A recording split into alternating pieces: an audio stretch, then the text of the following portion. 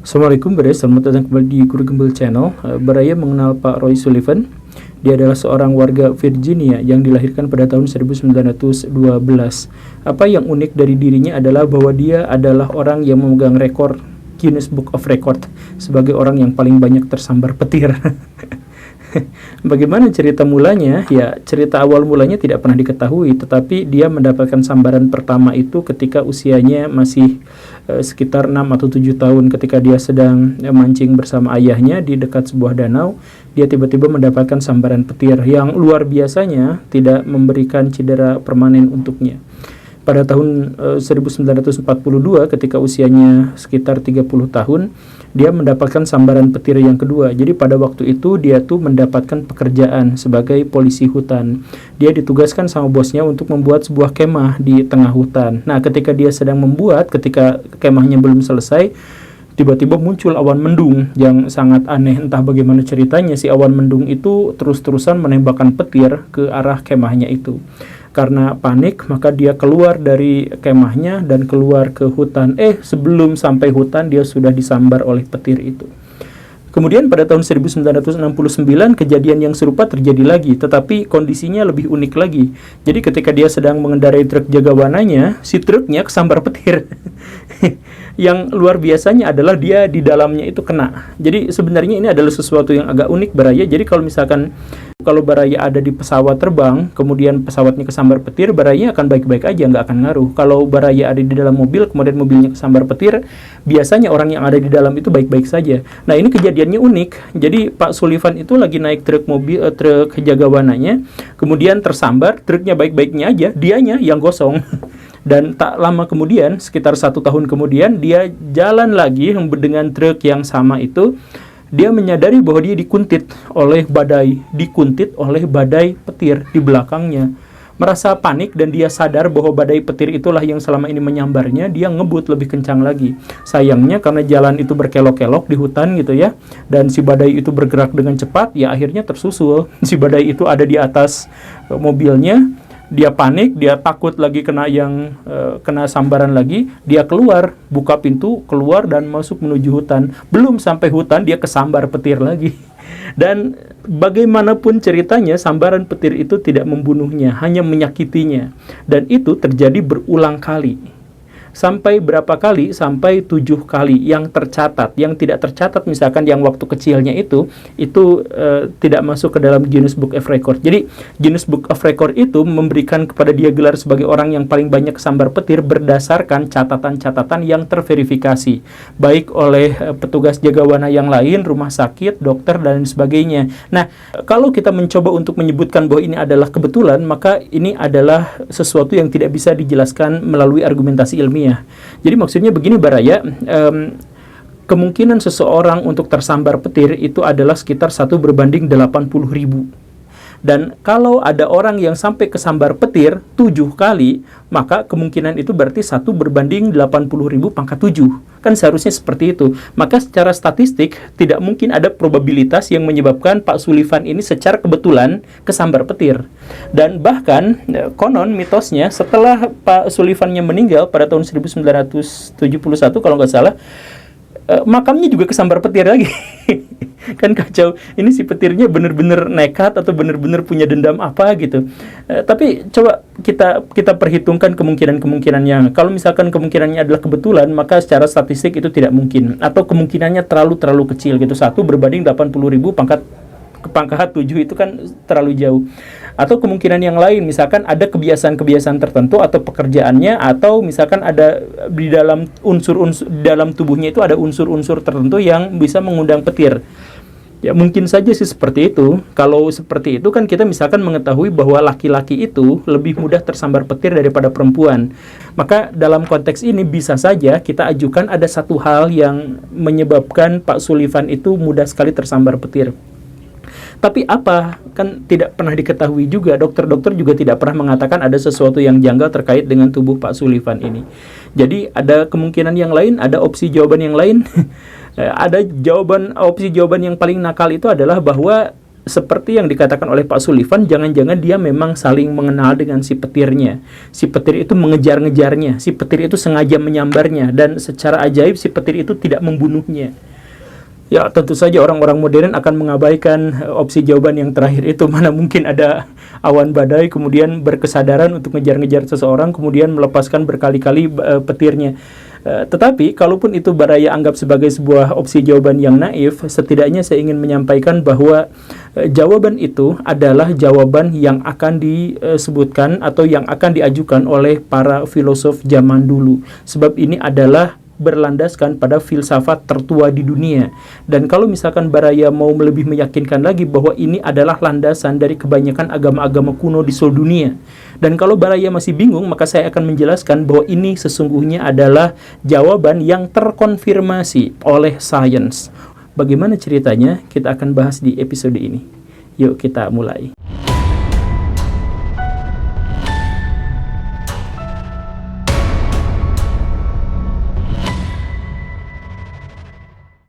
Panpsikisme adalah sebuah paham filsafat kuno yang menjelaskan bahwa hal yang paling esensial dalam realitas itu adalah kesadaran, mentalitas, pikiran, gagasan, roh dalam tanda kutip.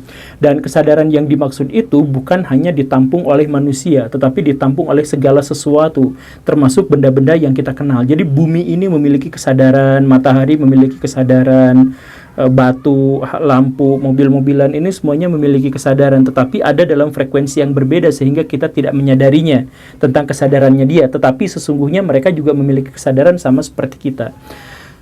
Ini bisa diilustrasikan dengan cara yang sederhana. Misalkan ketika Baraya melihat model atom atau model partikel, di mana Baraya menemukan bahwa ada proton dan neutron yang dikelilingi oleh elektron. Kemudian model itu membuat Baraya berimajinasi, jangan-jangan di dalam elektron itu juga ada kehidupannya kecil-kecil. Karena Baraya mengasosiasikannya dengan alam semesta, dengan tata surya. Misalkan bumi mengelilingi matahari dan di bumi ternyata ada kehidupannya. Apakah mungkin ketika elektron mengelilingi proton misalkan, maka di dalam elektron juga ada kehidupannya, cuman tidak kita sadari karena frekuensinya berbeda gitu. Dan kemudian kalau asosiasi ini kita lanjutkan, maka kita akan mengambil sebuah imajinasi yang lebih liar bahwa alam semesta ini ternyata adalah bagian dari subatomik dari sebuah benda atau dari sebuah individu atau dari sebuah sel, dari kehidupan yang jauh lebih besar lagi. Dan kehidupan yang jauh lebih besar lagi itu pun sesungguhnya muncul atau hidup di sebuah sistem yang menjadi bagian dari subatomik dari sesuatu yang jauh lebih besar lagi, kan gitu.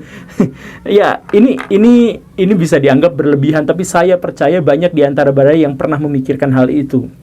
Karena seperti yang saya katakan tadi, ini adalah cabang filsafat atau paham filsafat yang salah satu yang paling tua dan diakui oleh orang-orang sejak zaman kuno. Sampai abad ke-19, gagasan seperti ini pun bahwa semesta ini hidup dan memiliki kesadaran, itu adalah gagasan yang sangat populer dan baru meredup itu gara-gara Auguste Comte ketika dia memperkenalkan sistem berpikir positivistik yang kemudian menjadi basic bagi filsafat modernisme.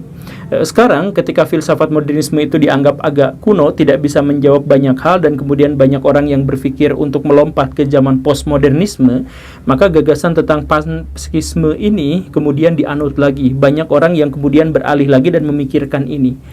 Dan harus Baraya catat juga bahwa gagasan alam semesta ini hidup atau benda-benda yang lain yang ada di sekitar kita ini hidup dan berkesadaran, itu juga adalah landasan bagi kemunculan agama-agama kuno dan agama-agama besar di seluruh dunia. Baraya misalkan tentu saja mengenal dewa-dewi. Ya, bukan harus mempercayainya, tapi ada di antara Baraya yang tentu saja mengenal dewa-dewi. Dewa-dewi itu banyak dimunculkan oleh kebudayaan-kebudayaan kuno di dunia. Jadi orang India kuno percaya dewa-dewi, orang Cina, orang Mesoamerika, orang Nusantara juga mengenal dewa-dewi dan sebagainya. Nah, di situ kita bisa menemukan misal ada dewa langit, ada dewa bumi, ada dewa petir, ada dewa laut dan sebagainya. Dewa-dewi itu selalu ada di kebudayaan manapun, tetapi wujudnya beda-beda. Jadi misalkan dewa petir di Jepang itu berkostum seperti orang-orang Jepang, sedangkan dewa petir di India India itu berkostum seperti orang India kuno. Jadi banyak orang yang menganggap bahwa dewa-dewi itu hanya hasil kebudayaan, tetapi dalam kajian filsafat, dewa-dewi itu sesungguhnya bukan sesederhana itu, tetapi dia adalah personifikasi dari fenomena atau kenampakan-kenampakan alam. Jadi orang di zaman kuno itu melihat badai petir, dia melihat bahwa dia itu hidup, dia percaya dia itu hidup. Tetapi dia tidak bisa mempersonifikasikannya karena ya bentuknya badai petir itu, dia nggak kebayang bagaimana mulutnya, nggak kebayang bagaimana tangannya. Maka untuk membantu meneguhkan imajinasinya itu, maka terlahirlah sosok yang kemudian disebut sebagai dewa-dewi. Jadi dewa-dewi itu bukan makhluk mitologis, tetapi personifikasi dari kenampakan-kenampakan alam. Kan begitu. Nah, dari situ maka kita bisa menggarisbawahi bahwa orang-orang zaman kuno itu sesungguhnya juga mulai sadar atau membuka kesadaran bahwa alam semesta ini hidup.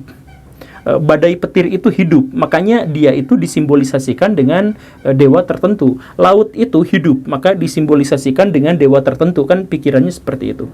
Atau kalau misalkan Baraya bukan termasuk orang-orang yang percaya pada dewa-dewi, tetapi Baraya misalkan menganut agama-agama teistik di mana tidak ada tempat bagi dewa-dewi itu, maka Baraya bisa menghubungkan itu dengan misalkan keberadaan malaikat. Kan kalau misalkan dalam Islam segala sesuatu itu ada malaikatnya, di masjid, di tanah, di semuanya itu adalah malaikat. Bisa saja malaikat yang dimaksud itu tidak harus seperti itu, tetapi bisa saja ditafsirkan malaikat yang dimaksud itu juga adalah wujud dari kesadaran dari benda atau materi yang dimaksud itu. Atau misalkan dalam beberapa teori teosofi itu dijelaskan bahwa itu bukan malaikat yang seperti itu, roh absolut, kesadaran dan sebagainya itu adalah emanasi dari kesadaran Tuhan. Bisa saja seperti itu. Maksudnya, sekali lagi saya tidak mengajak Baraya untuk membenarkan atau menyalahkan. Maksud saya adalah orang-orang di zaman dulu memang sudah membangun sebuah konstruksi bahwa alam semesta ini hidup, tidak semata-mata hanya sebuah materi begitu. Sekarang untuk membuat Baraya semakin serius pada kepercayaan ini, maka mari kita lihat uraian tentang kanker. Baraya tentu saja mengetahui tentang kanker. Apa itu kanker? Sel rusak yang menggandakan dirinya. Jadi ceritanya begini Baraya, dalam tubuh manusia itu ada sel. Sel itu ketika dia bertumpuk-tumpuk dalam satu kesatuan kemudian memiliki fungsi yang sama, maka dia berubah menjadi jaringan. Jaringan itu adalah bagian dari organ, dan organ itu adalah bagian dari individu manusia. Nah, si sel-sel itu ternyata memiliki kesadaran tersendiri. Dia itu bergerak untuk memfungsikan jaringannya, tetapi di sisi lain dia memiliki kehendak sendiri. Jadi misalkan dia dilahirkan, kemudian dia hidup sekitar 3 atau 4 menit. Setelah itu dia mati. Sebelum dia mati, dia sempat menggandakan dirinya dulu, agar ketika dia mati, organ terkait dengan hal itu tidak terganggu fungsinya karena sudah digantikan oleh sel yang lain. Kan ceritanya seperti itu. Itu adalah metabolisme tubuh kita sehari-hari. Nah, kemudian muncullah satu sel yang namanya kanker. Sel kanker itu maksudnya adalah sel yang rusak, yang karena satu hal, mungkin karena kebiasaan buruk kita atau hal-hal yang semacam itu, dia rusak. Nah, sebagai sel yang dia adalah bagian dari jaringan, maka dia harus bunuh diri kalau rusak. Dan sel tubuh kita itu memang sering bunuh diri kalau rusak. Itu adalah sesuatu yang normal dalam tubuh. Nah, tetapi karena dia memiliki kesadaran tersendiri, maka dia tidak mau. Dia menolak untuk bunuh diri. Dia menolak untuk dibunuh. Karena itu dia kabur. Setelah kabur, dia menggandakan diri. Karena dia menggandakan diri, dianya sendiri adalah sel yang rusak. Maka sel yang rusak itu menggandakan diri. Maka kalau misalkan kanker tulang, maka tulangnya itu menjadi tulang yang cacat karena rusak dan sebagainya. Nah, ketika dia coba untuk dibasmi dengan segala cara, maka kanker itu adalah salah satu penyakit yang paling susah disembuhkan karena dia bisa bersembunyi, dia bisa menghilang, dan dia bisa muncul kapanpun juga. Maksudnya, kesadarannya itu adalah kesadaran yang benar-benar bisa membuat dia bertahan hidup dalam diri kita. Jadi intinya, kurang lebih sel kanker itu adalah pemberontak dalam diri kita. Begitu, itu penjelasannya tentang kanker.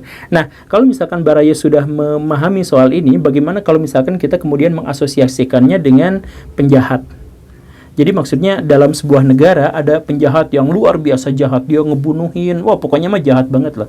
Kemudian ditangkap sama polisi, dia dihukum mati. Tetapi ketika dia mau dihukum mati untuk bisa tetap membuat masyarakatnya itu dalam kondisi baik-baik saja, dia berkehendak sendiri, dia kabur, kemudian dia ngerekrut penjahat-penjahat yang lain menjadi anak buahnya, dan menjadi semakin lama menjadi semakin besar, akhirnya dia menjadi teroris atau menjadi mafia atau menjadi hal-hal yang buruk, dan kemudian menggerogoti dan menghancurkan sebuah negara atau menghancurkan masyarakatnya.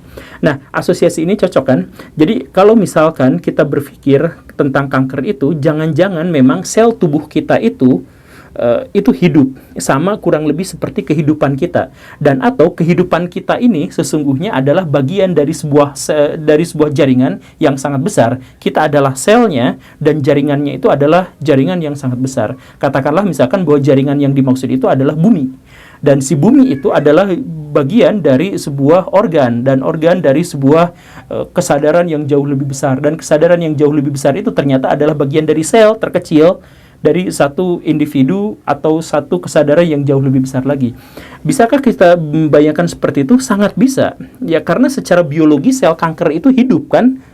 Sama seperti kita hidup gitu. Cuman kita tidak bisa membangun komunikasi dengan sel kanker itu karena ada frekuensi yang berbeda. Tetapi yang jelas diketahui bersama bahwa sel itu, per individu selnya itu adalah hidup. Dan kalau misalkan sel per individunya itu adalah hidup, dan si sel itu ternyata terdiri atas atom-atom, misalkan atau subatom, yang tadi elektron, proton, dan sebagainya, jangan-jangan di sana juga hidup, ada kehidupannya dan sebagainya.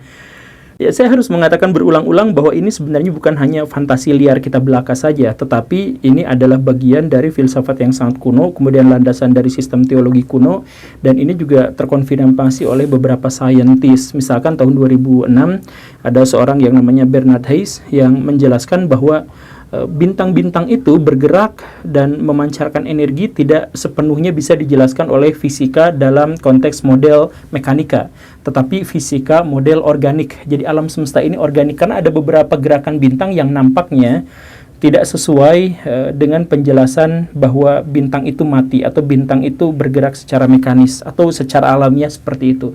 Tapi ada sesuatu yang lain. Dan kalau misalkan kita meneropong langsung ke dalam fisika kuantum, maka di situ juga ada sedikit penjelasan bahwa kekosongan fisika itu, kekosongan kuantum itu ternyata tidak hanya dijadikan sebagai alat transportasi oleh energi-energi, tetapi dijadikan juga alat transportasi kesadaran.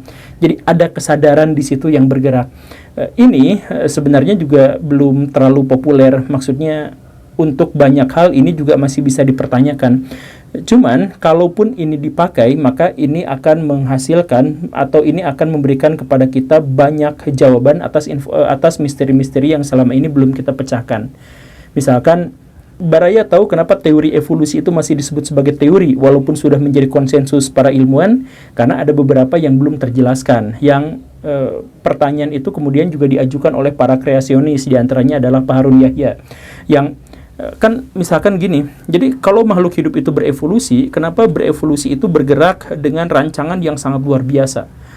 Bener-bener rancangan luar biasa yang tidak mungkin terjadi karena kebetulan gitu. Nah, Mamang Richard Dawkins itu berusaha untuk menjelaskan dengan gagasan gennya itu, bahwa nyawa kita atau bahkan bisa disebut roh kita itu sesungguhnya adalah gen. Tubuh kita ini sebenarnya adalah alat bagi gen-gen untuk bisa mempertahankan spesiesnya, mempertahankan hidupnya, mempertahankan dirinya, kan seperti itu. Tapi analisis gen ini juga kan mentok, emang gen itu apa gitu. Nah, kalau misalkan kita masuk ke dalam panpsikisme, maka gen itu atau tubuh kita dan sebagainya itu sebenarnya dia bergerak ke arah tertentu karena memiliki kesadaran tertentu. Nah, kalau misalkan kita masukkan teori panpsikisme ini, maka semuanya menjadi jelas bahwa evolusi itu bergerak acak tetapi menuju ke arah tertentu dan didasarkan pada satu hal yang masih misterius itu. Yang misterius yang dimaksud itu adalah karena setiap spesies, setiap makhluk hidup, setiap segala materi yang ada di bumi ini itu memiliki kesadaran. Begitu. Nah, ya sebenarnya kalau misalkan mau dimasukkan lagi, ini akan memunculkan konsekuensi yang lebih wow lagi di dunia sains. Tapi saya harap Baraya penasaran saja, karena demi durasi saya harus menghentikan video ini dan membuat Baraya kecewa. Terima kasih karena sudah menyimak. Saya Guru Gembul. Assalamualaikum warahmatullahi wabarakatuh.